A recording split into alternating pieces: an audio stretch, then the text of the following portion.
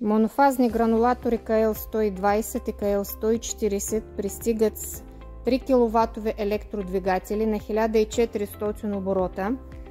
Имат бутон старт-стоп. Предаването на мощността се извършва чрез редуктор.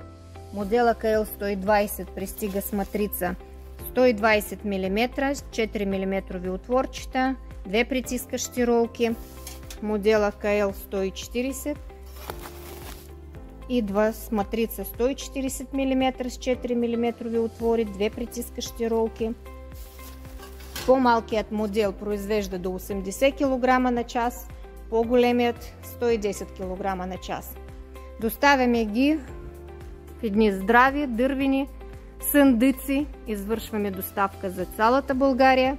За повече информация посетете сайта ни tehnamasa.bg.